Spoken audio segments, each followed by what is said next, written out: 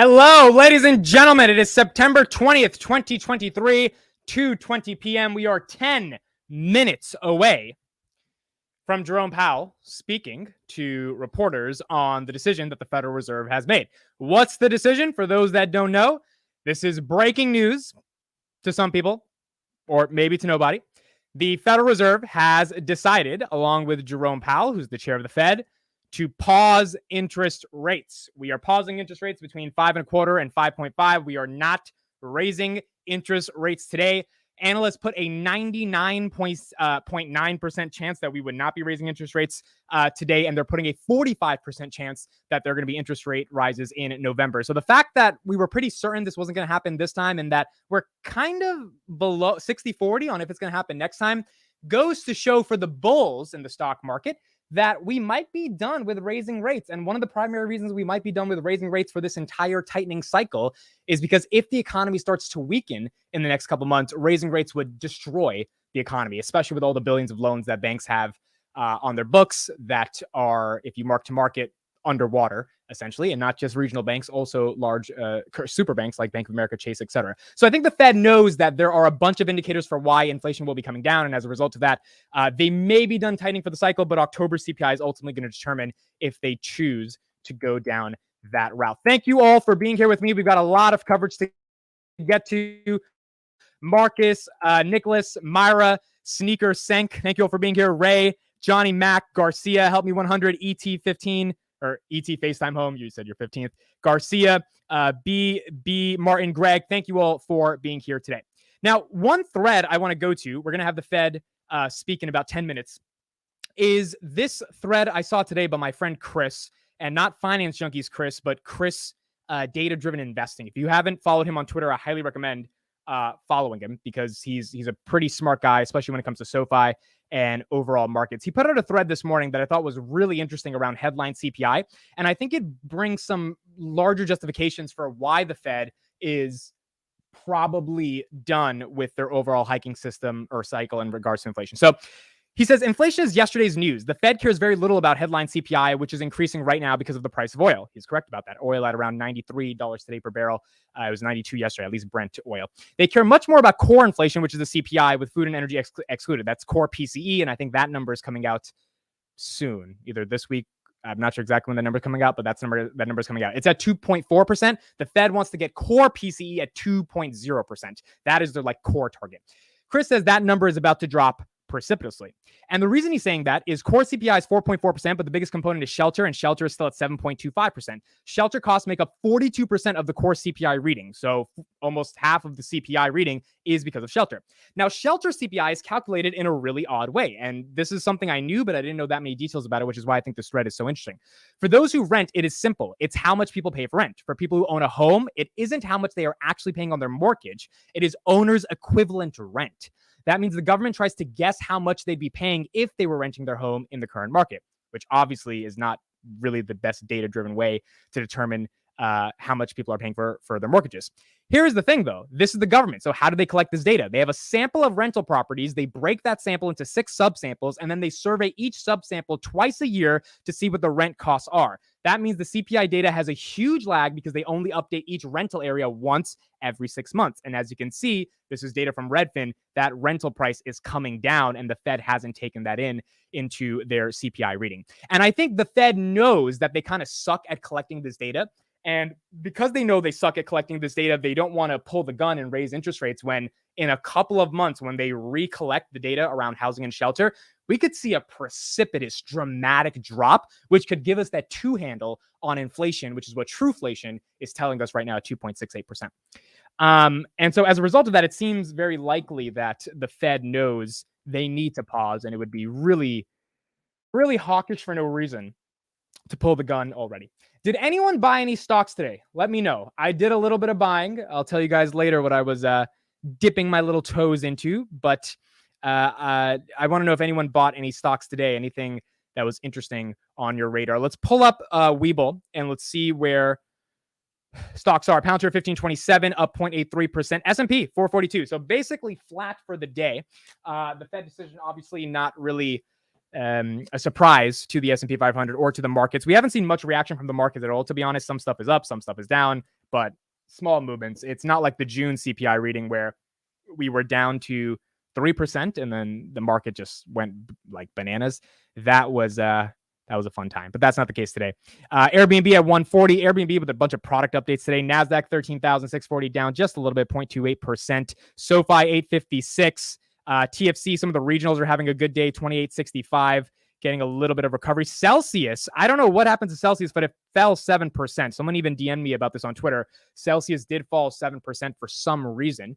And this is interesting. I mean, it hit all-time highs at 200 a couple of days ago. I don't know why it had such a dramatic drop today. Sonny bought Rocket Labs. Ray didn't buy anything. Sebastian brought PayPal, Target, HIMS. That's a nice trifecta.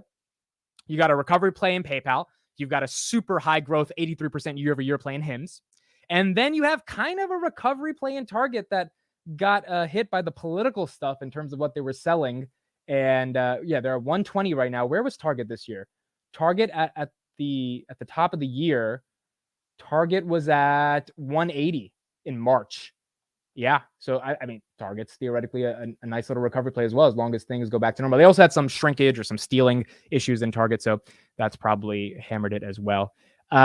Studio says, I'm broke, no cash. Hood, Square, PayPal 2025 calls are killing me. Yeah, I think Square is killing a lot of people. I mean, Square is at 2020 lows right now at $48. If Hindenburg kept their short at 77, they're probably making a killing. They probably didn't keep that short because the short was a stupid reason. But if they had kept it, I mean, they might have been doing well. I don't believe they kept it. So Square is messing up some people's portfolio, but I think Square is a phenomenal company. Their stock-based compensation is ridiculous, but I think Square will come back as long as we lower interest rates and things kind of normalize a little bit more, along with PayPal and Robinhood. Enphase 123 and QQQ. Where's Enphase? QQQ 370. Where's QQQ right now? Is that 364, right? QQQ 369. Okay. 377, 370 calls. Not bad on QQQ. And then what's the other one I was going to look at? Enphase. Enphase popped 2% in the morning. Wow, look at that. 3%, 125. Enphase needs that, man. Enphase shareholders, including myself, I have some shares, definitely needed that pop today on Enphase because it was a rough couple of days. Now, I'm not that affected by Enphase, unlike some people that we all love and know, but Enphase needs that help. Meet Kevin said today on his video that Enphase is the greatest opportunity in the stock market. He said something to that. Now, granted, that's his second largest holding in PP. Let's check the PP ETF. And he did admit he was buying it at 180, so he feels kind of stupid, but he thinks this is like a steal. PP is up 1% today, 24. So even with the massive Enphase decline, well, it did go down from 29 to 24 over the past month or past 2 months. So still up for the year. Not horrible. I think it opened at like 1875. All right. So we have 2 minutes and then Jerome Powell will speak. I'm going to have 2 of these open. I'm going to have the CNBC one and the Wall Street Journal one because sometimes the audio on the CNBC one kind of sucks. So we'll have 2 of these open. All these reporters are there ready to go to listen to J Powell and see what he has to say. So it's going to be interesting. Now, in terms of what he's going to say, I believe he will be cautiously dovish/hawkish. What I mean by that, he's going to leave himself a lot of flexibility to raise rates in November, even though people aren't expecting it. But he's not going to say it's the end of the world like he did when it was 8% back in October 2022. And as a result of that, I think it's going to be better than what we expect in terms of what he says. I don't think it's going to be anything super dramatic. If he gets an odd question that baits him into really saying inflation's bad, he might slip up and just say something. Like, for example, in 2018, he said quantitative tightening was on autopilot. That was the phrase he used. And that spooked the markets because basically the Fed had indicated they're just not going to stop quantitative tightening. Like, it's just going to keep happening and happening. And if you were there in 2018, from August to December, there was a nasty decline in the market. Let me actually check that right now on the S&P. My friend lost $18,000 on Snapchat options during that time. It's so funny because I had no idea what options were. And he was a senior. I was a junior in college. And he's like, yeah, I'm down 18 grand. And I was like, how do you lose $18,000? He's like, well, I made a bet that Snapchat would be like $8 and it's at $4 and they expire in a week. And I was like, oh, that's not good. That sounds like gambling. And then I started gambling once I figured out what to do. Okay, so S&P 500 2018. Let's go here. I'm looking at the second computer. 2018.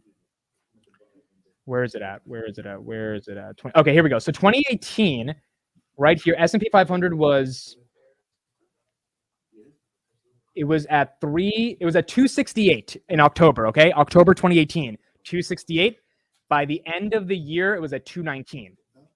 by January 2019, 219. So it was a pretty 40 points drop from 268 to 219. That was really tough for people. And then eventually climbed it way up until 2020. And then we fell back to 207 during COVID. And then we made our way back up from here. His first mistake was betting on Snapchat. Well, he was a high school senior, so he's probably, and he still uses Snapchat to this day. He posted a story yesterday. So he probably pulled a Peter Lynch and was like, well, I love the product. I use it. Snapchat. And then you realize it's Snapchat. And then you're like, oh, that kind of defeats the whole thesis. All right. 2:30 p.m. Jerome Powell will come. Kelly, shout out to you. I'm not really here, but hello. Kelly is in Canada, and interest rates in Canada, or not interest rates, but inflation is up 4% month over month in Canada. So she's dealing with inflation, just like the United States people are dealing with inflation. Let's go. QQQ about to tank. Okay, so Josh has puts on QQQ. I don't support him. It's options. All right, here we go. Jay Powell's here. Good afternoon, everyone. My colleagues and I remain squarely focused on our dual mandate to promote maximum employment and stable prices for the American people. We understand the hardship that high inflation is causing, and we remain strongly committed to bringing inflation back down to our 2% goal. Price stability is the responsibility of the Federal Reserve. Without price stability, the economy does not work for anyone. In particular, without price stability, we will not achieve a sustained period of strong labor market conditions that benefit all. Since early last year, the FOMC has significantly tightened the stance of monetary policy. We've raised our policy interest rate by 5.25 percentage points and have continued to reduce our securities holdings at a brisk pace. We've covered a lot of ground, and the full effects of our tightening have yet to be felt. Today, we decided to leave our policy interest rate unchanged and to continue to reduce our securities holdings. Looking ahead, we're in a position to proceed carefully in determining the extent of additional policy firming that may be appropriate. Our decisions will be based on our ongoing assessments of the incoming data and the evolving outlook and risks. I will have more to say about monetary policy after briefly reviewing economic developments. Recent indicators suggest that economic activity has been expanding at a solid pace. And so far this year, growth in real GDP has come in above expectations. Recent readings on consumer spending have been particularly robust. Activity in the housing sector has picked up somewhat, though it remains well below levels of a year ago, largely reflecting higher mortgage rates. Higher interest rates also appear to be weighing on business fixed investment. In our Summary of Economic Projections, or SEP, committee participants revised up their assessments of real GDP growth, with the median for this year now at 2.1%. Participants expect growth to cool, with the median projection falling to 1.5% next year. The labor market remains tight, but supply and demand conditions continue to come into better balance. Over the past 3 months, payroll job gains averaged 150,000 jobs per month, a strong pace that is nevertheless well below that seen earlier in the year. The unemployment rate ticked up in August, but remains low at 3.8%. The labor force participation rate has moved up since late last year, particularly for individuals aged 25 to 54 years. Nominal wage growth has shown some signs of easing, and job vacancies have declined so far this year. Although the jobs to workers gap has narrowed, labor demand still exceeds the supply of available workers. FOMC participants expect the rebalancing in the labor market to continue, easing upward pressures on inflation. The median unemployment rate projection in the SEP rises from 3.8% at the end of this year to 4.1% over the next 2 years. Inflation remains well above our longer run goal of 2%. Based on the Consumer Price Index, or CPI, and other data, we estimate that total PCE prices rose 3.4% over the 12 months ending in August, and that excluding the volatile food and energy categories, core PCE prices rose 3.9%. Inflation has moderated somewhat since the middle of last year, and longer-term inflation expectations appear to remain well anchored, as reflected in a broad range of surveys of households, businesses, and forecasters, as well as measures from financial markets. Nevertheless, the process of getting inflation sustainably down to 2% has a long way to go. The median projection in the SEP for total PCE inflation is 3.3% this year, falls to 2.5% next year, and reaches 2% in 2026. The Fed's monetary policy actions are guided by our mandate to promote maximum employment and stable prices for the American people. My colleagues and I are acutely aware that high inflation imposes significant hardship as it erodes purchasing power, especially for those least able to meet the higher costs of essentials like food, housing, and transportation.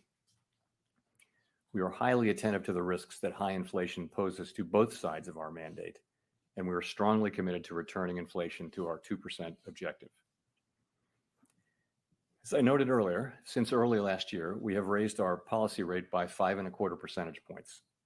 We see the current stance of monetary policy as restrictive, putting downward pressure on economic activity, hiring, and inflation. In addition, the economy is facing headwinds from tighter credit conditions for households and businesses.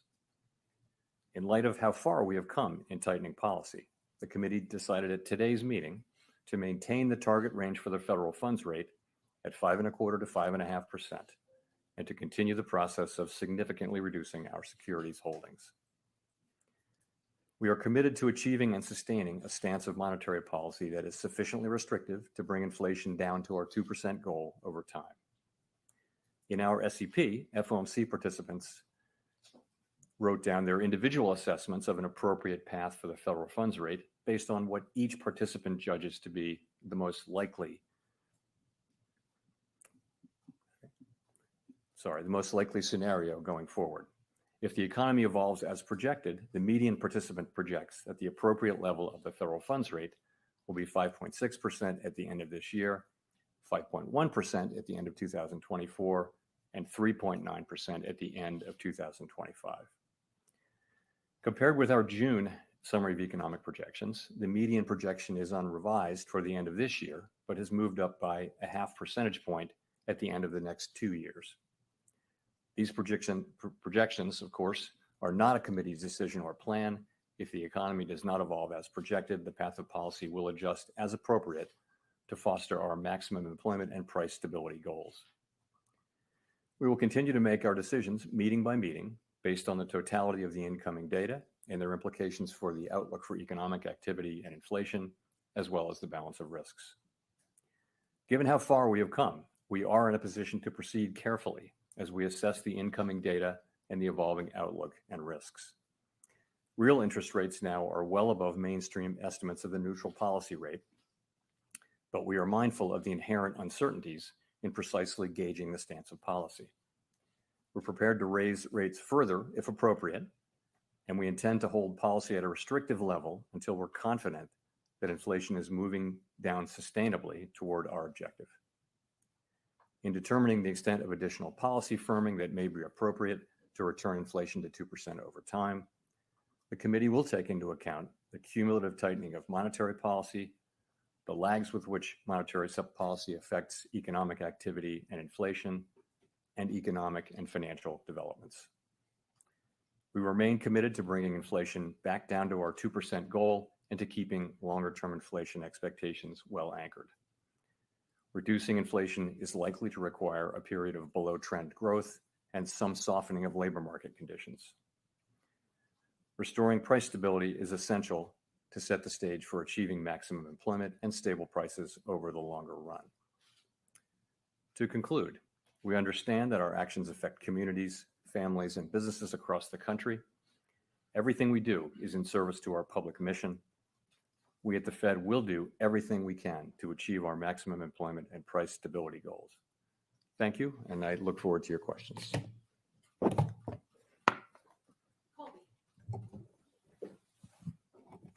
Thank you. Colby Smith with the Financial Times.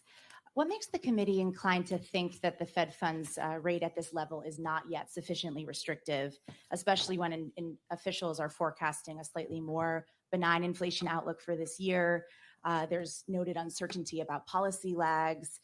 Headwinds have emerged from the looming government shutdown, the end of federal childcare funding, resumption of student debt payments, things of that nature. Right. So I guess I would characterize the situation a little bit differently. So we decided to maintain the target range for the federal funds rate where it is at 5.25% to 5.5%, while continuing to reduce our securities holdings. And we say we're committed to achieving and sustaining a stance of monetary policy that's sufficiently restrictive to bring down inflation to 2% over time. We said that. But the fact that we decided to maintain the policy rate at this meeting doesn't mean that we've decided that we have or have not at this time reached that stance of monetary policy that we're seeking. If you looked at the SEP, as you obviously will have done, you will see that a majority of participants believe that it is more likely than not that it will be appropriate for us to raise rates one more time in the 2 remaining meetings this year. Others believe that we have already reached that. So it's something where we're not making a decision by deciding to about that question, by deciding to just maintain the rate and await further data. So right now, it's still an open question about sufficiently restrictive. You're not saying today that we've reached this level. We're not saying, yeah, no. Clearly, what we decided to do is maintain the policy rate and await further data.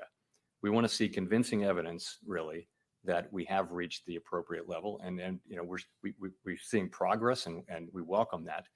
But we need to see more progress before we'll be willing to reach that conclusion.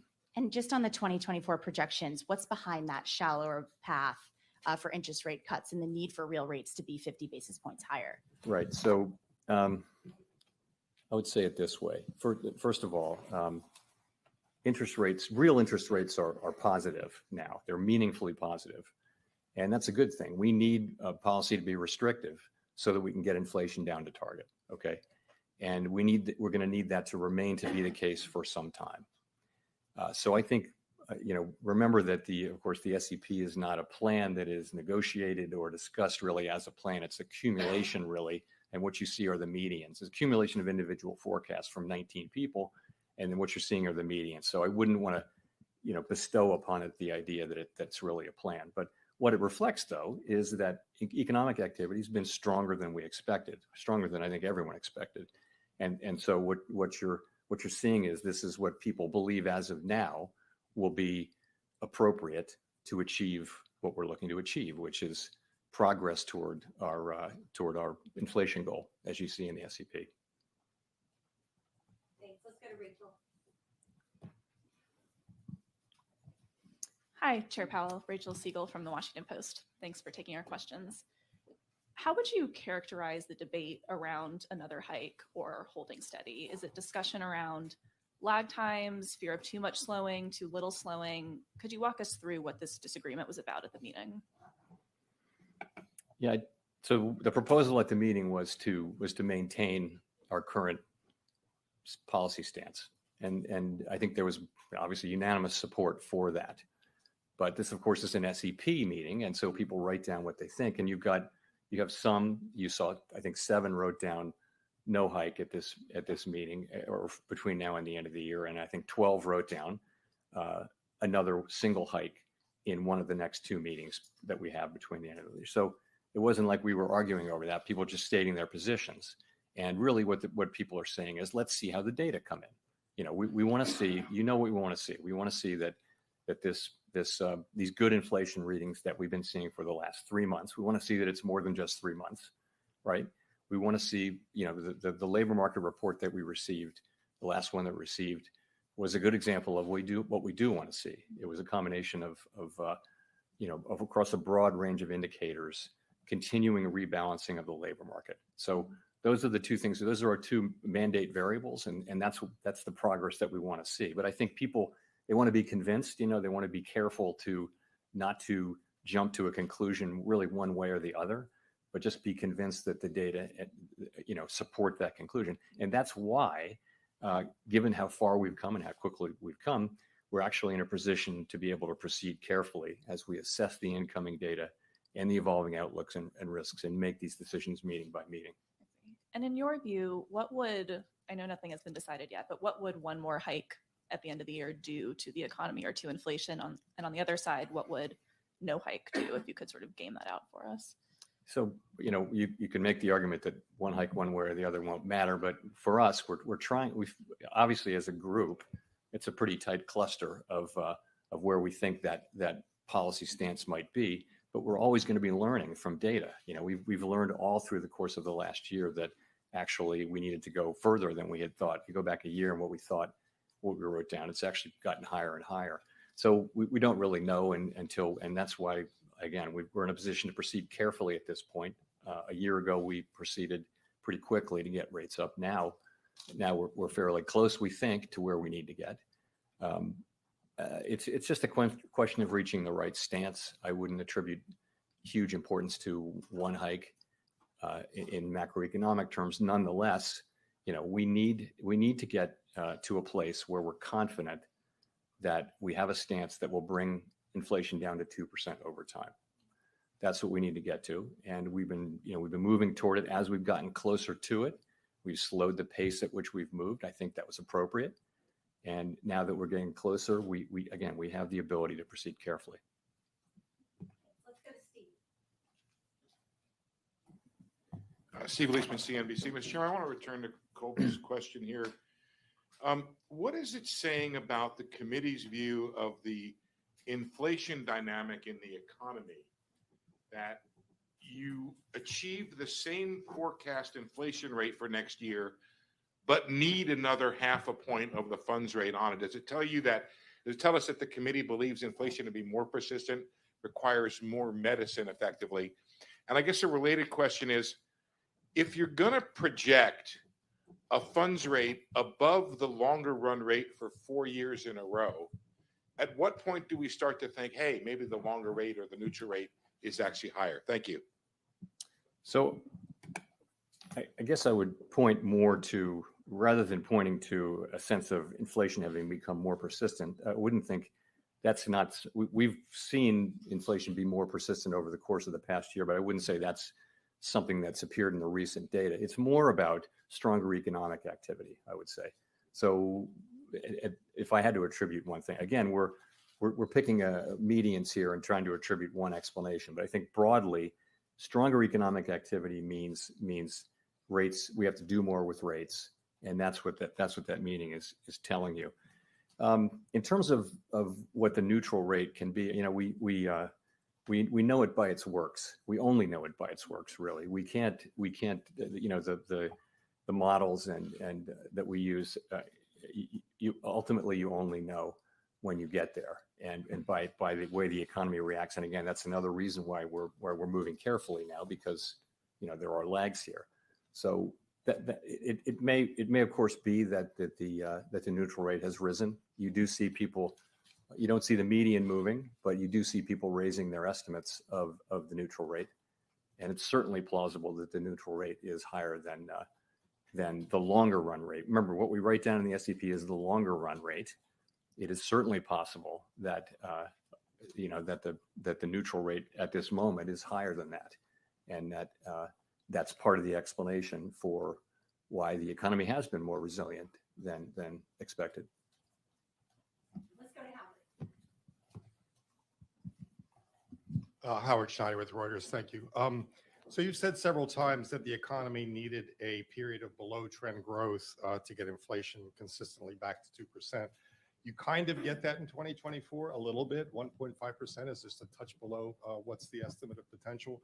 So the fact that you're getting so much done at so much less cost, does that represent a change in how you think inflation works, a change in how you think the economy works, a change in the mix of supply healing versus demand destruction that's necessary to achieve this? Yes, of course, it is a good thing that we've seen now meaningful rebalancing in the labor market without an increase in unemployment, and that's because we're seeing that rebalancing in other places, in, for example, job openings, and in the jobs worker gap. You're also seeing supply side things, so that's happening. I would say, though, I still think, and I think broadly people still think, that there'll have to be some softening in the labor market. That can come through more supply, as we've seen as well. Also, remember the natural rate we think is coming down, which is a supply side thing, so that the gap between any given unemployment rate that's lower than that and the natural rate comes down. That's a way for supply. That's a way for the labor market to achieve a better balance. So all of those things are happening. You're right. In the median forecast, we don't see a big increase in unemployment. We do see an increase, and but that really is just playing forward the trends that we've been seeing. That is not guaranteed. There may come a time when unemployment goes up more than that, but that's really what we've been seeing is progress without higher unemployment for now. So just to boil that down for a second, we've gone from a very narrow path to a soft landing to something different. Would you call the soft landing now a baseline expectation? No, I would not do that. I would just say, what would I say about that? I've always thought that the soft landing was a plausible outcome, that there was a path really to a soft landing. I've thought that, and I've said that since we lifted off.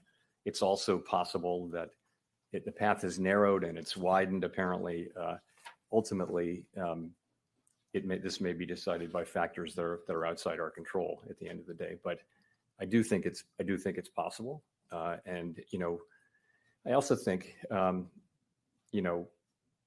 this is why we're in a position to move carefully again.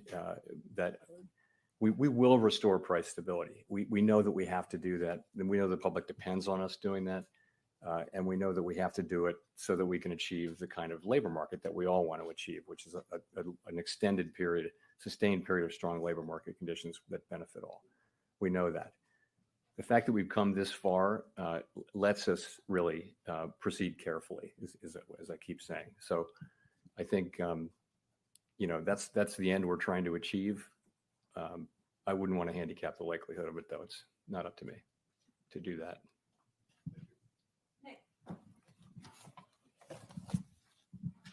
Nick Timmeros of the Wall Street Journal.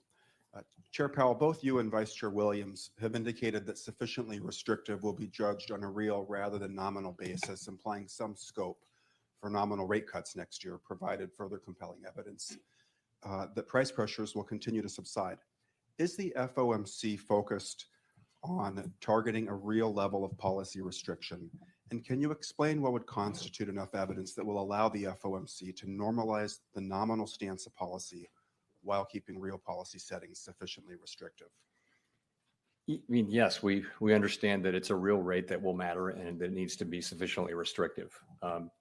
And again, I would say, sufficiently restrictive only when you see it. It's not something you can arrive at with confidence in a model or in various estimates, And so what are we seeing? We're seeing, through a combination of the unwinding of the pandemic-related demand and supply distortions and monetary policies work in suppressing demand or alleviating very high demand. The combination of those two things is actually working. You're seeing, inflation coming down. It's principally now in goods, also in housing services. You begin to see effects of it in non-housing services as well. So we think that is working. And I think as we've said, we want to reach that. We want to reach something that we're confident it gets us to that level. And I think confidence comes from seeing, enough data that you feel like, yes, okay, this feels like we can for now decide that this is the right level and just agree to stay here. We're not permanently deciding not to go higher, but we would, let's say if we get to that level. And then the question is, how long do you stay at that level? And that's a whole nother set of questions. For now, the question is trying to find that level where we think we can stay there. And we haven't gotten to a point of confidence about that yet. That's the stage we're at, though. But it looks like because there was an across-the-board drop in the core PCE inflation projection for this year, and even then it seems possible that core PCE inflation could come in even lower than the median at 3.7%. Would you see a case to raise rates still if it turned out that you were going to achieve the same real rate this year because the decline in inflation proceeds somewhat better than you currently anticipate? The decision that we make at, at each meeting, and certainly at the last two meetings this year, it's going to depend on the totality of all the data. So the inflation data, the labor market data, the growth data, the balance of risks and the other events that are happening out there. We take all of that into account. So I can't really answer a hypothetical about one piece of that. It'll be trying to reach a judgment over whether we should move forward with another rate hike overall, and whether that would increase our confidence that yes, this is an appropriate move, and it will help us be more confident that we've gotten to the level that we need to get to. Gina. Thanks, Chair Powell. Following up on Nick's question, actually, John Williams, the New York Fed president, obviously has said things to the effect of next year, as we see inflation kind of, again, to Nick's point, as we see inflation coming down, we're going to need to reduce interest rates to make sure that we're not squeezing the economy harder and harder over time. And I wonder if that's basically the logic that you apply. Is that how you think about it? And then I also wonder, in the last press conference, you said something to the effect of, it's a full year out, those discussions, and people interpreted that to mean that you didn't see a possibility of a rate cut in the first half of next year. And I wonder if that was what you meant by that, or whether, how you're thinking about that timing. No, when I answer these questions about hypotheticals about cutting, I'm never intending to send a signal about timing. I'm just answering them as the question is expressed. So please, I wouldn't want to be taken that way. Sorry, the first question was that how? Yeah, so we're as we go into next year, that's the question we'll be asking, is taking into account lags and everything else we know about the economy and everything we know about monetary policy. The time will come at some point, and I'm not saying when, that it's appropriate to cut. Part of that may be that real rates are rising because inflation is coming down. Part of it just may be that it'll be all the factors that we see in the economy, and that time will certainly come at some point. And what you see is us writing down, a year ahead estimates of what that might be. And there's so much uncertainty around that. When we in the moment, we'll do what we think makes sense. No one will look back at this and say, "Hey, we made a plan." It's not like that at all. These are estimates made a year in advance that are highly uncertain, and that's how it is. Neil. Thanks so much, Chair Powell. Neil Irwin with Axios. I wonder, how do you think about the question of whether the strong GDP growth we've been seeing is driven by excess demand versus supply side factors, productivity, labor force growth? And relatedly, if GDP keeps coming in hot, even in the absence of inflation resurgence, would that on its own be a reason to consider more tightening? So on your first question, we're looking at GDP very, very carefully to try to understand really what's the direction of it, what's driving it, and it's a lot of consumer spending. The consumer's been very robust in spending. So that is, that's how we're looking at it. Sorry, your second question was? There's GDP stays hot, but without inflation. So I think the question will be, GDP is not a mandate, right? Maximum employment and price stability are the mandates. The question will be, is GDP, is the heat that we see in GDP, is it really a threat to our ability to get back to 2% inflation? That's going to be the question. It's not a question about GDP on its own. It's you're expecting to see this improvement, continued rebalancing in the labor market and inflation moving back down to 2% in a sustainable way. We have to have confidence in that, and we'd be looking at GDP just to the extent that it threatens one or both of those. Victoria. Hi, Victoria Guida with Politico. There are multiple external factors that are playing out right now. We see rising oil prices. We see auto workers striking. There's the looming, very real possibility of a government shutdown. And I was just wondering, for each of those things, could you talk about how you're thinking about how that might affect the course for the Fed and the economy?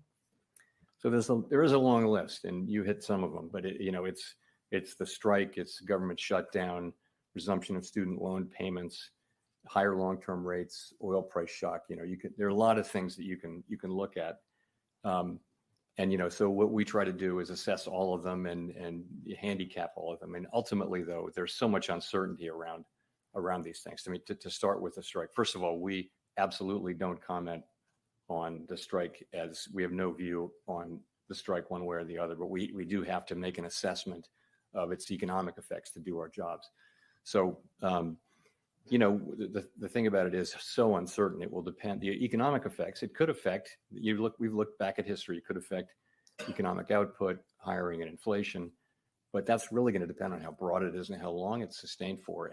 And then it also depends on how quickly production can make up for lost production. So none of those things are known right now. It's very, very hard to know. So you just have to leave that uncertain, and we'll be learning, I think, over the course of the next intermeeting period, much more about that. And the same is true for the others. I don't know if you mentioned shutdown. I think of all of these as being on the list. We don't comment on that. It hasn't traditionally had much of a macroeconomic effect. You know, energy prices being higher, that is a significant thing.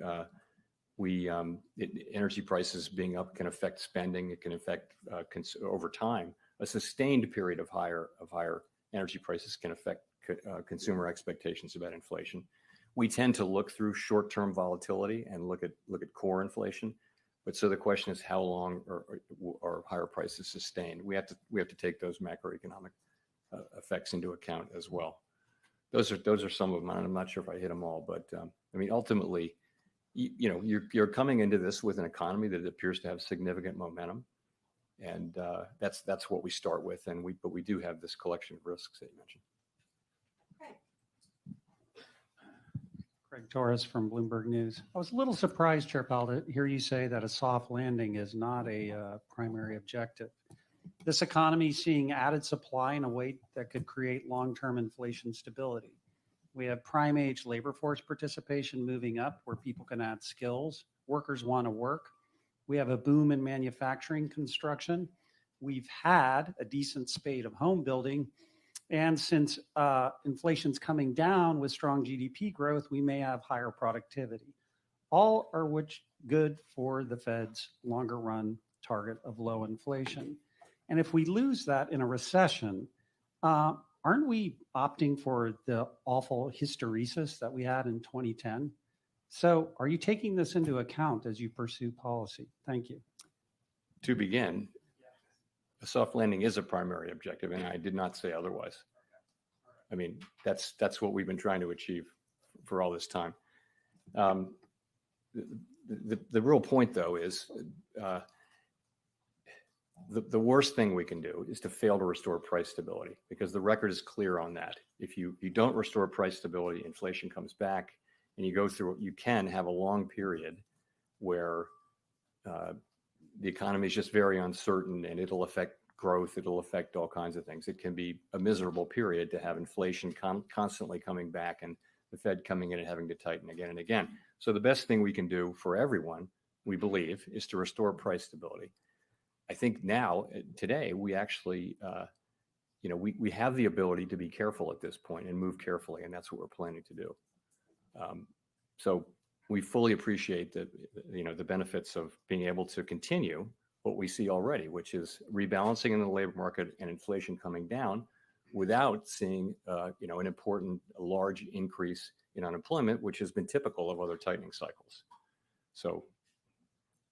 Go to Chris. Hi, thank you. Chris Rugaber at Associated Press.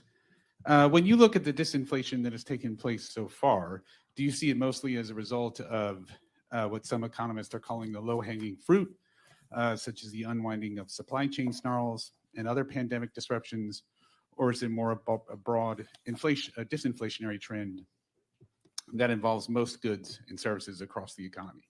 Thank you. So if I understood your question, I would say it this way. I think we knew from before when we lifted off, but certainly by the time we knew that bringing inflation back down was going to take, as I call it, the unwinding of these distortions to both supply and demand that happened because of the pandemic and the response. So that unwinding was going to be important. In addition, monetary policy was going to help. It was going to help supply side heal by cooling demand off, and just in general, a lot better aligning supply with demand. So those two forces were always going to be important. I think it's very hard to pull them apart. They work together, I do think both of them are at work now, and I think they're at work in a way that shows you the progress that we are seeing. Michael McKee from Bloomberg Television and Radio. In June, you forecast a 5.6% year-end median Fed funds rate. And since then, you've more than doubled your growth forecast. You lowered your unemployment forecast significantly. So what would justify that last move? Because the median forecast is for lower inflation. And given all the known unknowns that you face, how much confidence do you have, can investors have, or the American people have in your forecasts? Well, forecasts are highly uncertain. Forecasting is very difficult. Forecasters are a humble lot with much to be humble about. But to get to your question, though, what's happened is growth has come in stronger, right? Stronger than expected, and that's required higher rates. Unemployment, you also see that the ultimate unemployment rate is not as high, but that's really because of what we've been seeing in the labor market. We've seen more and more progress in the labor market without seeing significantly higher unemployment. So we're continuing that trend. In terms of inflation, you are seeing the last three readings are very, very good readings. It's only three readings. We were well aware that we need to see more than three readings. But if you look at June, July, and August, you're looking at really significant declines in core inflation, largely in the goods sector, also to some extent in housing services, and just a little in non-housing services. Those are the three buckets. Headline inflation, of course, has come way down, largely due to lower energy prices, some of which is now reversing. So I think people should know that economic forecasting is very difficult, and these are highly uncertain forecasts. But these are our forecasts. We have very high quality people working on these forecasts, and I think they stand up well against other forecasters. But just the nature of the business is the economy is very difficult to forecast. Given the forecast that you have, what justified not moving today, and what could justify moving in the future if you think inflation is coming down? In other words, why did you leave that extra dot in? Well, I think we have come very far, very fast in the rate increases that we've made. And I think it was important at the beginning that we move quickly, and we did. And I think as we get closer to the rate that we think, the stance of monetary policy that we think is appropriate to bring inflation down to 2% over time, the risks become more two-sided. And the risk of over-tightening and the risk of under-tightening, that becomes more equal. And I think the natural common sense thing to do is, as you approach that, you move a little more slowly as you get closer to it. And that's what we're doing. So we're taking advantage of the fact that we have moved quickly to move a little more carefully now as we sort of find our way to the right level of restriction that we need to get inflation back down to 2%. Thank you, Chair Powell. Jennifer Schonberger with Yahoo Finance. With your focus on year-over-year PCE, isn't it true that base effects are huge, and that by the time you meet in November, that it's more likely that you'll have a low PCE number that would make you feel more comfortable? And secondly, how would the lack of key indicators like CPI, the jobs report, impact your approach in upcoming meetings if we were to have a government shutdown? Thank you. Yeah, I missed the first question. What was the what factors? The base factors. Base factors. Okay. So on that, we're looking at just monthly, right? You can look at just monthly readings and see what the increase was from the prior month. So you're right. When you go back 3, 6, and 12 months, you get base factors, but we can adjust for that. In terms of not getting data, again, we don't comment on government shutdowns. It's possible if there is a government shutdown and it lasts through the next meeting, then it's possible we wouldn't be getting some of the data that we would ordinarily get, and we would just have to deal with that. And I don't know. It's hard for me to say in advance how that would affect that meeting. It would depend on all kinds of factors that I don't know about now, but it's certainly a reality that's a possibility.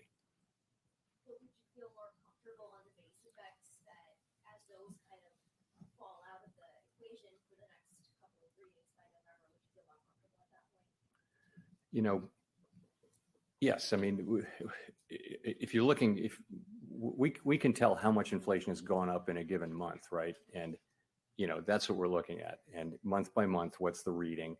And I think what we're really looking at is there's a tendency to look at shorter and shorter maturities, but they're incredibly volatile and they can be misleading. That's why we look at 12-month. But I think in this situation where it looks like we've had a bit of a turn in inflation starting in June, we're also looking at 6 months and even 3 months, but really 6 months inflation. So you're looking at it over that period and over longer periods. That's the right way to go. And we don't need to be in a hurry in getting to a conclusion about what to do. We can let the data evolve. Thanks for the question, Chair Powell. Edward Lawrence with Fox Business. So I want to focus back in on oil prices. We're seeing oil prices, as you mentioned, move up, and that's pushing the price of gas. So how does that factor into your decision to raise rates or not? Because the last two inflation reports, PCE and CPI, we've seen the overall inflation has actually risen. Right. So, energy prices are very important for the consumer. This can affect consumer spending. It certainly can affect consumer sentiment. I mean, gas prices are one of the big things that affects consumer sentiment. It really comes down to how persistent, how sustained these energy prices are. The reason why we look at core inflation, which excludes food and energy, is that energy goes up and down like that. And it doesn't, energy prices mostly don't contain much of a signal about how tight the economy is, and hence don't tell you much about where inflation's really going. However, we're well aware, though, that if energy prices increase and stay high, that'll have an effect on spending, and it may have an effect on consumer expectations of inflation, things like that. That's just things we have to monitor. So. On the consumer, they're putting more and more of this on their credit card. The consumer seeing record credit spending.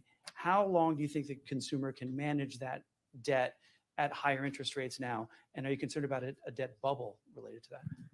So to finish my prior thought, I was saying that's why we tend to look through energy moves that we can see as short-term volatility.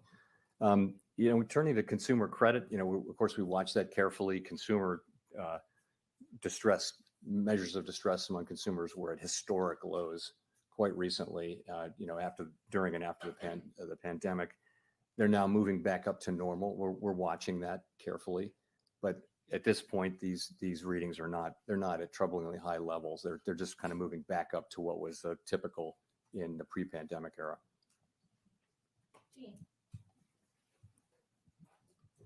Hi, Jean Young with M&I Market News. Yields along the Treasury curve have risen to their highest in years.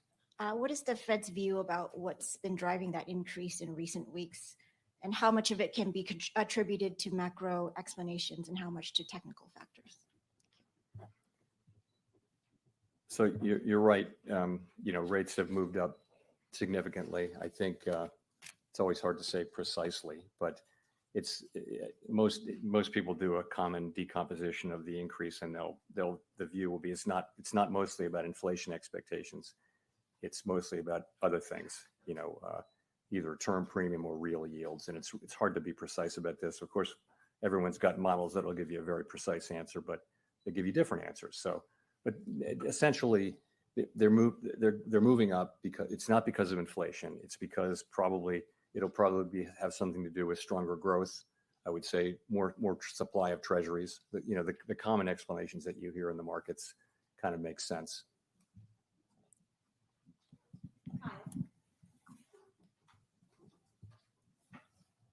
Kyle Campbell, American Banker. Thank you for taking the questions. Just two on housing. You've said slower shelter cost growth is in the pipeline and will reflect in inflation readings as new leases are signed. But there's also some questions out there about the way housing costs are measured, particularly the use of rental equivalents, which are estimates from homeowners about what their homes would rent for if they were in the rental market. So my question is, how much of the effort to tame inflation, both as it's measured and felt by the broader public, hinges on housing supply? And then as far as a constrained housing supply being sort of exacerbated by this sort of lock-in effect of mortgages being higher now than they were at their recent historic lows, how is that going to impact future thinking about taking interest rates to that lower bound in the future? So on the supply point, of course, supply is very important over time in setting house prices and for that matter rents. And supply is kind of structurally constrained.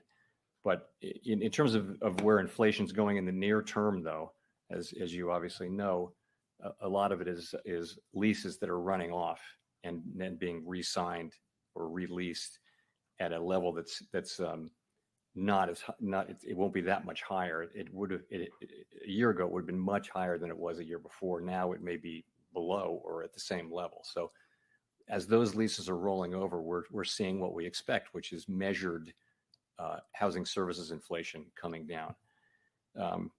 Your second question was the lock-ins. How much is that affecting things, really? Is that going to affect your decisions to potentially bring rates down to their lower bound in the future, sort of creating that sort of bubble of buying and then a lock-in that sort of stagnates the housing market?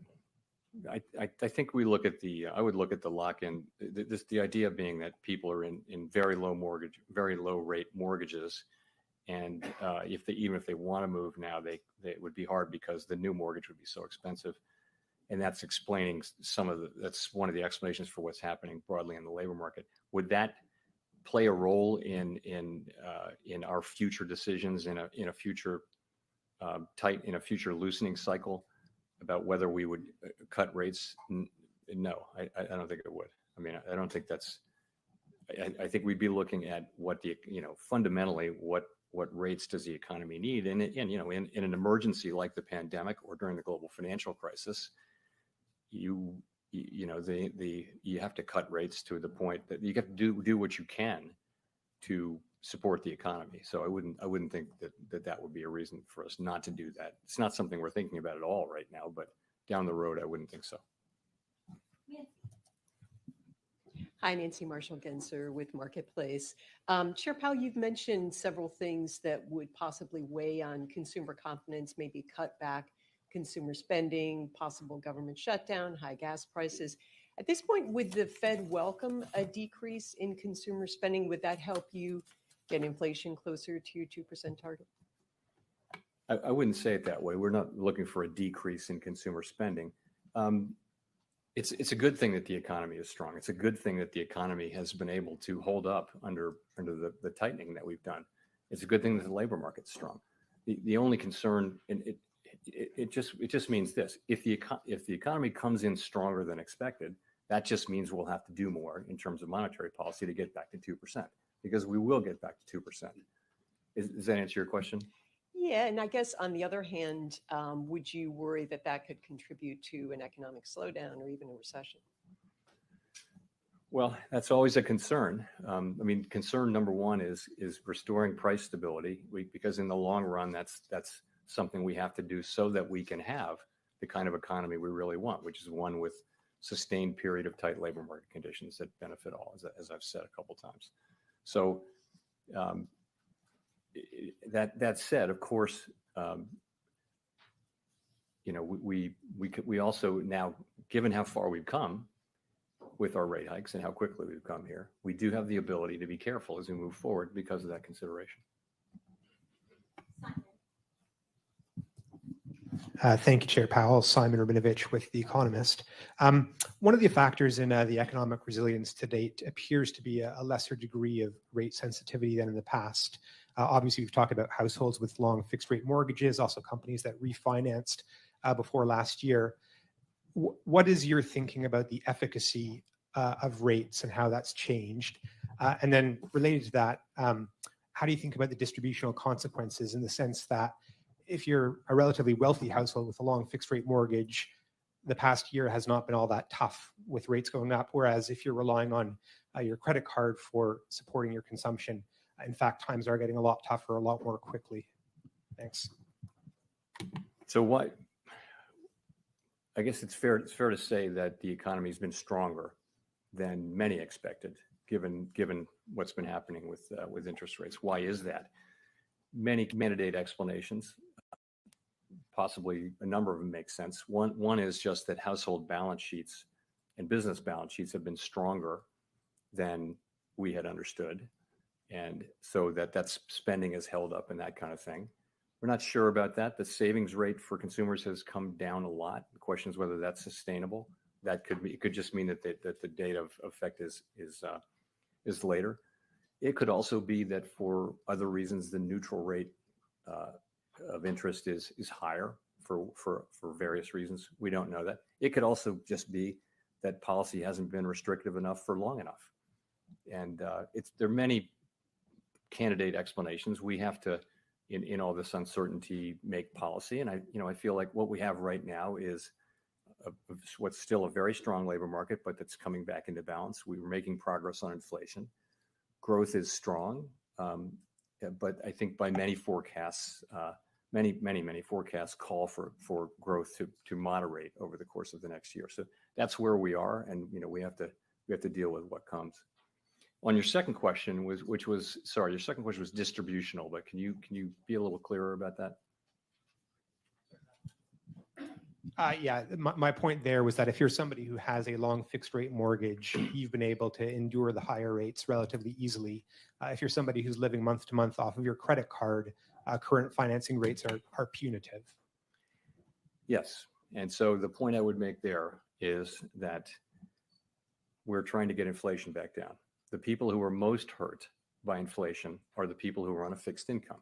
If you're a person who spends all of your income, you don't really have any meaningful savings. You spend all your income on the basics of life: clothing, food, transportation, heating, the basics. And prices go up by 5, 6, 7%. You're in trouble right away.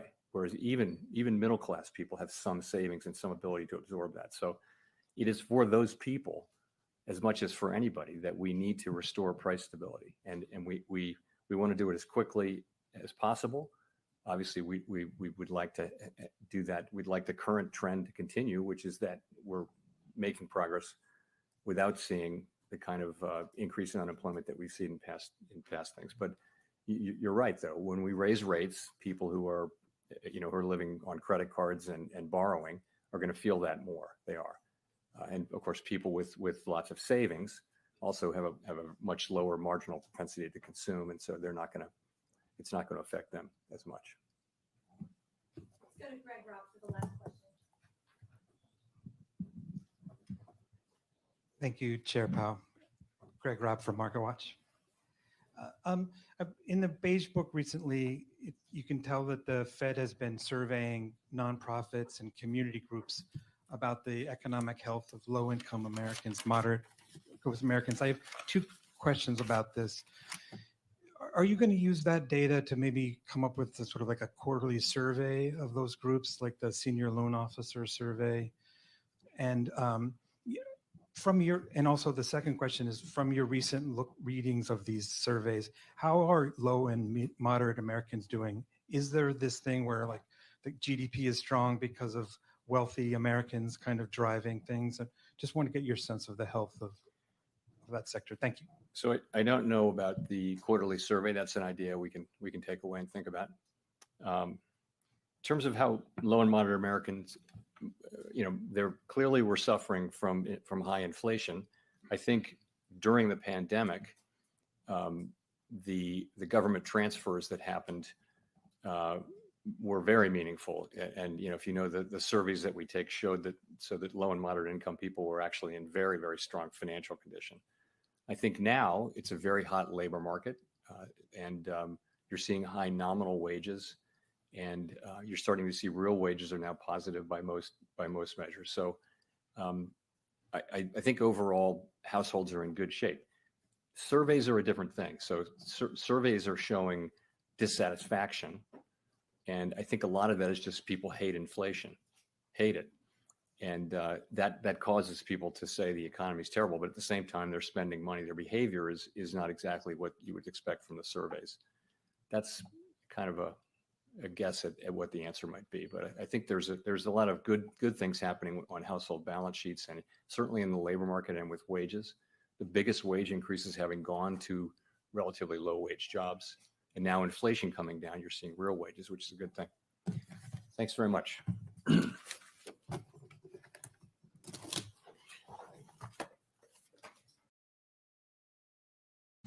All right, so there we go. The Fed, Jerome Powell, just spoke for about an hour, or actually about 55 minutes to be exact, about what he thinks around what's going on in the economy. I want to give a little 10-minute recap of what I thought about what he had to say. Took some notes. If you guys saw my tweet, you saw my notebook. I did write a little bit more notes than just inflation is bad, and kind of give my thoughts on how I thought the Fed handled this meeting. If we look at the markets right now, we're down pretty, I would say pretty badly. I mean, we were up for a while he was talking. Then about 40 minutes in, he started answering questions and started saying things that were a little bit more hawkish than what we expected. Granted, nothing different, but the market hears the stuff they get bad. Robinhood down 1035, down 1.19%. ARM is at $52, down 5%. Square down another 3% today. S&P 500 at 440. We are 93 cents away from 439. So when the market hears some of the stuff he says, even if they know that he was going to say that stuff, obviously doesn't take it into effect in a nice way, and they some stocks have to be sold off. Instacart $30.47, down 9.6% on the day. If you bought Instacart yesterday and you got your shares allocated at $31 and you did not sell at 42 or any price above 31, you are now officially underwater on your IPO shares. So for the Instacart shareholders, we'll see what happens. Palantir down at $14.99 now, just below $15 as well. So let's talk a little bit about some of the stuff that he said. Number one, he said a soft landing is still one of the main objectives. So Jerome Powell initially kind of said he doesn't know if a soft landing is going to happen or not. Someone asked him, well, why is your objective not a soft landing? Don't you want the economy to be safe? And he said, no. Our objective is a soft landing. We want to pull off something that doesn't equate to a hardcore recession, but also something that doesn't have inflation go through the roof. We want to have some way where we can either keep rates higher for longer or high for longer and not have to go higher, but not have unemployment go to 10%. So he still wants unemployment to be at a moderate pace of increase, with inflation coming down and interest rates being relatively high, but not higher. That's a hard trifecta to get perfect. But if they could get it perfect, then we would be able to have a soft landing, which is a good thing. He said we will have high interest rates till 2026. That is correct. So he says by 2026, we're going to have interest rates that are at least above 3.5%. Now, do you believe him? I don't know, because there could be a world in which unemployment jacks up to 7%. Let's say there's a black swan event, or the consumer really gets destroyed by student loans, a credit tightening event. There's a variety of things that could happen in the next couple of years that could send the economy into a free fall, which means interest rates would come down expeditiously. Or there would be a world in which it just makes no sense to have interest rates that high, given some of the macroeconomic conditions, and we would start reducing it, maybe not dramatically, but we would start reducing it in a meaningful way, especially if inflation comes down to that 2% level sooner than what we expected. So the Fed does have interest rates up high until 2026, but the question is, are we going to see if that actually happens? Another key point he said is that 12 out of the Fed officials voted for an interest rate hike in one of the next Fed meetings. So 4 of them said no more rate hikes for this cycle. 12 of them said another one, at least in one of the next 2 meetings. So the odds are that if the data is not congruent with what most of these hawkish Fed officials want to see, November, we're going to get a rate hike. However, there is enough data to show that things are going to be coming down over the next 2 months in a meaningful way, given how the Fed has their methodology and really why it's lagging so dramatically compared to what they need to be looking at. For example, rents, they only look at it every 6 months. So you're definitely lacking in terms of that data. That data is going to be updated soon. When that data is updated, it's going to look more like trueflation versus what the headline CPI looks like. And the Fed knows that, along with core PCE. So if we get inflation coming down dramatically, I don't think we're going to have every Fed official be that hawkish around needing a rate hike. I personally think the Fed is done raising rates for this entire cycle. And now it's just a question of when they will cut, which might not happen until September, might not happen until May 2024, but it's definitely not happening this year. It seems the Fed is obvious about that. Second thing he said is that we will get to 2%. He was very adamant on we are not going to have price stability go out of control. His biggest point was that for average consumers in the United States, or just regular people, inflation is horrible for them. And if we don't get inflation down to 2%, the purchasing power is just going to go away, which leads us to the conversation about the strike.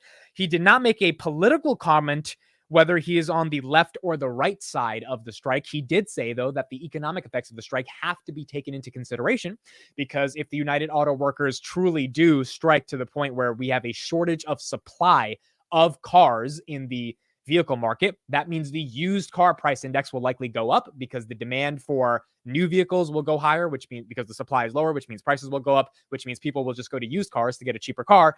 Used cars right now have come down 15% month over month. They are on track to go down another 30% in the next couple months. If the United Auto Workers strike is significant to create supply shortages, we're going to see that index go up, and that's 7% of the CPI. So he's looking at the economic effects of the strike, but they did not make a political comment on if the strike is warranted or not from the workers. Canada just resolved their similar United Auto Worker strike. Today, they came to a negotiation with the bigger Canada car manufacturers. So Canada got it under control. America's still trying to figure out what they're going to be able to do. Another thing he talks about is that we are not seeing massive wage price spiral. We are seeing that real wages haven't increased as much as we've raised rates, but we're starting to see them increase over the past couple of months, which is a really good thing because they're not going up super high, but they're going up high enough to combat and deal with what's going on with inflation, which is a good thing because people need to have purchasing power in order to be able to spend. And if you have too much purchasing power, like if your wages go up like 10, 20%, then that's way too much money you're going to be able to put into the economy, which is going to only hurt inflation on a macro scale, which is a good thing. And then the final thing he had to say is we moved quickly enough with interest rates so we have flexibility. I think this was a really interesting point that he said. His argument was that, look, we raised rates really fast. I mean, like, there's no mistake about it. Within a year, we got to 5.25, 5.5. And so now that we have such high interest rates and real rates, not like nominal rates are actually pretty high, we have the flexibility to be able to sit back and let the world kind of rotate before we make any more higher decisions. So one thing that Jay Powell did do that was very important is just recognize, which is a dovish thing, that look, we did, we raised rates, we raised them pretty strong. And so now we're going to sit back, and if things still can't get under control, we will raise again. He made no mistake about it. We are absolutely prepared to raise interest rates again, but that's if things get really bad. So far, things haven't gotten really bad.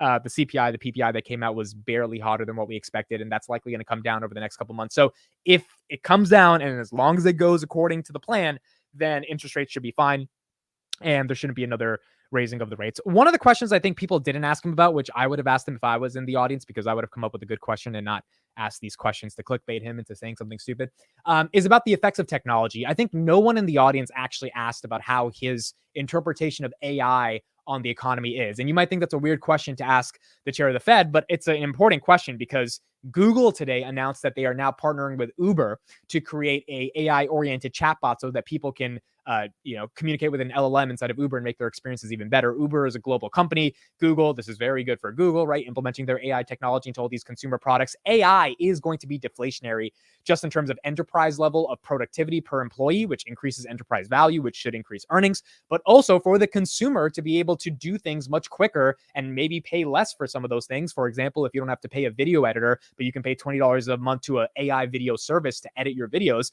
you have to pay less to get more productivity, which means you can do more things. AI in general is going to be deflationary. If that's the case, there is an argument for why, if we have profound gains in productivity, which just means for layman terms, GDP growth, that is another reason to cut interest rates, because there's no reason to have 5.5 interest rates, 5.5 on interest rates if we have some deflationary pressures coming in. So I think no one asked about that, which was interesting. I think that's one thing to keep in mind. The second thing no one asked about is China.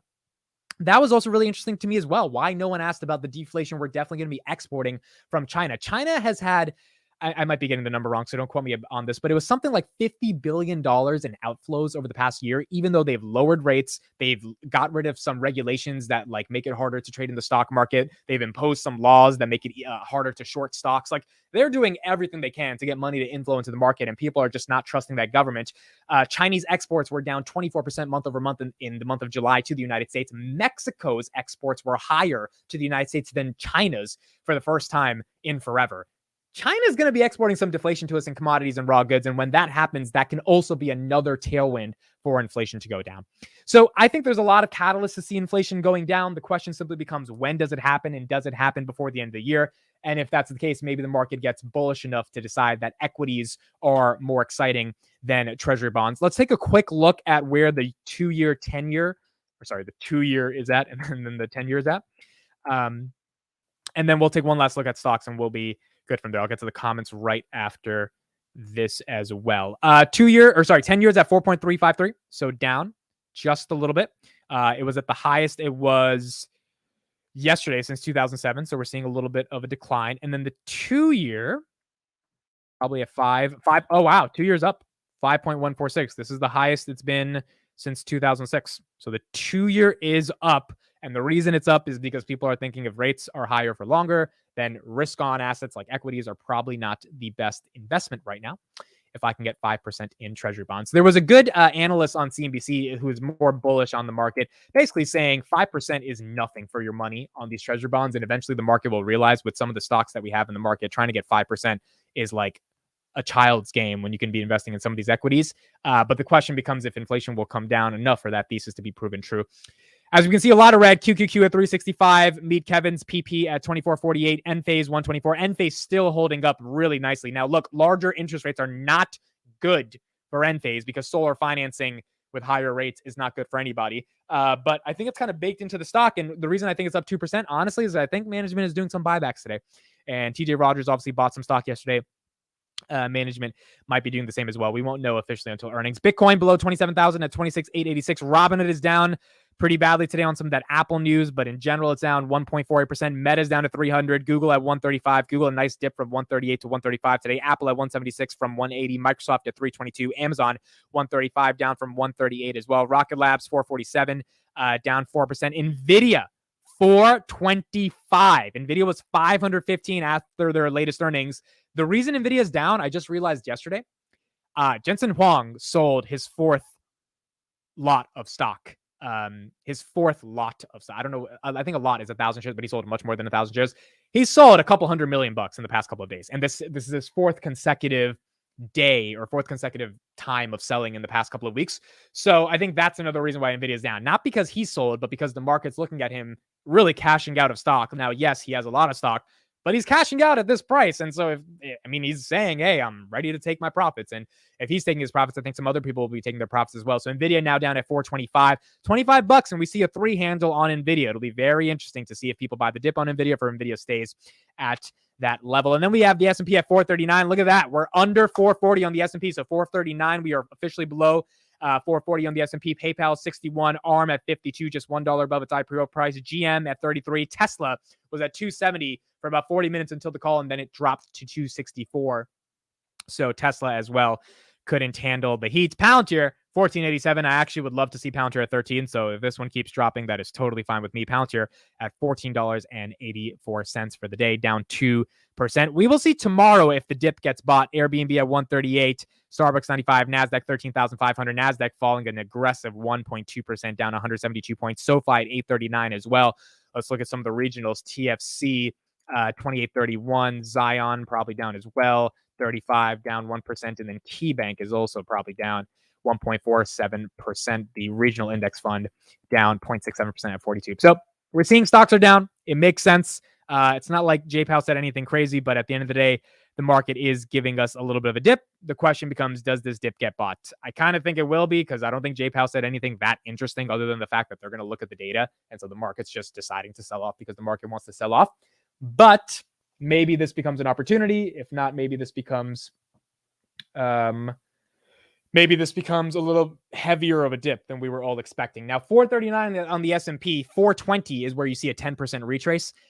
I don't know if we get there. We got earnings in a couple weeks. I think earnings are going to be really good. I think the market's eventually going to swallow this inflation news. And if we start to see CPI coming down a little bit more with different indicators over the next couple of weeks, we're probably just going to move on from this. But we will see in the next couple of weeks what goes from there. Might be greedy, but ARM looks attractive under 25. I agree with you. To get it at 25, I think it's going to be tough, but I definitely agree. Under 25, I think that would absolutely be a great buy. Let's see some of the comments right here. He also told us he does not care about an election year. Yes, that's a good point. Jay Powell says he doesn't care about an election year. I don't know if I believe him on that one. Everyone cares about an election year. That's the other catalyst for 2024. I mean, you got a big election year coming up. So, I mean, we'll see. We'll see if he actually doesn't care. One part of me believes him, the other part of me doesn't. So we'll end up seeing what he has to say. Jay Powell clapping my SoFi leaps as always. You know, SoFi, one quick thing about them is they factored in 2 rate hikes at the end of 2023 in their projections. They're obviously going to be wrong about that. But they also factored in a 5% unemployment rate by the end of the year. And Jay Powell says we're not expecting anything above 4% by the end of the year. So even though they expected rate hikes to be, interest rates to be down, they also expected a worse economic environment in terms of unemployment. And so that off balancing might lead them to raise guidance going into the end of the year for Q3 versus cut guidance. They already raised it in Q2. And if they can surprise with the GAAP profitability, I mean, that's what SoFi really needs to get to that $15 price target we're looking at by the end of the year. They need to get GAAP profitable in Q3. I don't think it's going to happen. I think Q4, definitely. Q3, it's going to be tough. But if they can figure it out by Q3, that would definitely be good for the market, and they would be excited about that.